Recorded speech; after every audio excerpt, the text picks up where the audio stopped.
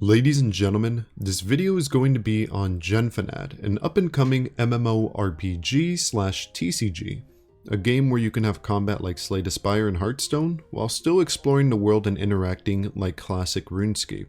So, I got the game on Steam, and it was a fairly quick download at like 1.8 gigabytes. If you're a new user, you will need to create an account, but I logged in using my previous account, which worked. And I spawned in a new area I've never been before with different stats and items that I've never had before. Now I went through and read everything so I could understand, but the main thing I took away from this compared to the previous version of Genfanad combat was the card system.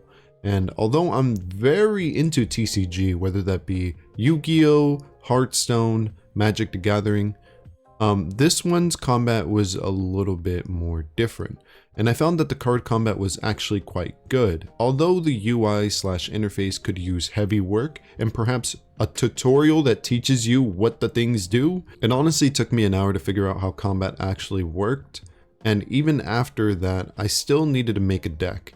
And in this game, the max deck size is 30 cards, and you can only run 3 copies of a single card name in your deck. And there are some cards in the deck which you cannot change the ratio of numbers into. That's because they're allocated to your equipment, which means that your player, your person, can wear armor, and the armor that they wear gives certain cards.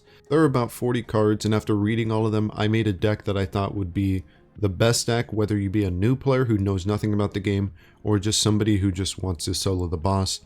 This is the deck I made, and it will be in the description down below. Regarding combat, it was fun. There were a lot of issues, but I'll go over that later.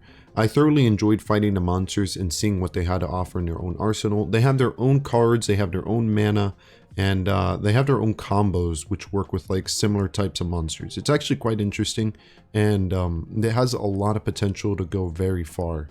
Although I will say that traversing the world is very slow. There is no sprint option, and you go and you traverse the world at the same speed every single time. And although it does simplify things a lot, it does make just moving around very slow. A major thing that I noticed that kind of destroyed the experience a bit was that it's random in which order the NPC or the player yourself attacks in. As far as I know, there is no stat affecting this chance. And it leads to a lot of scenarios where you're attacked by every single one of the enemies before you can even play one card, and you're already like less than half life.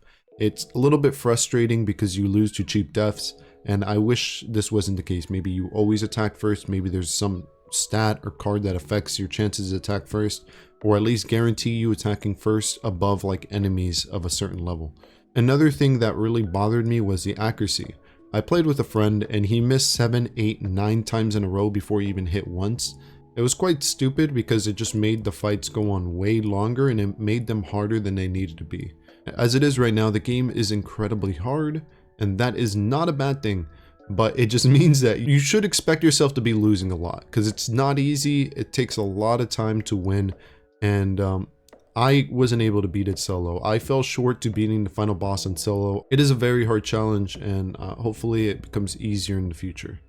But besides that, I spent about 6.9 hours on this game in total, 4 of which were just to learn how the game worked and to build the deck, and the other 2 hours I spent to play with 2 other players. All in all, I'm extremely excited for this game. The combat is good, even though it is hard, and besides the accuracy, the interface, and not knowing which enemy is which, and I can't forget the game asking me to keep cards in my hand when I have 0. Thanks, game.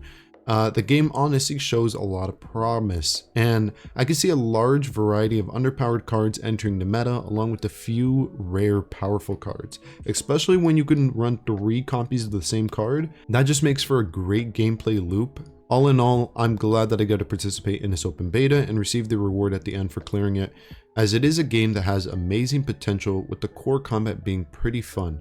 I just wish you could speed enemy turns and see a card log to read and see all the cards played in the correct order with a lot of other changes, but with continued support, this game should be a success. And I don't see the things I complained about being issues for very long.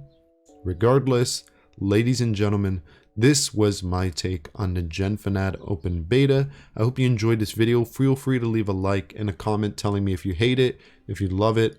But regardless, I hope you have a great day or night, and maybe I'll catch you next time. Later.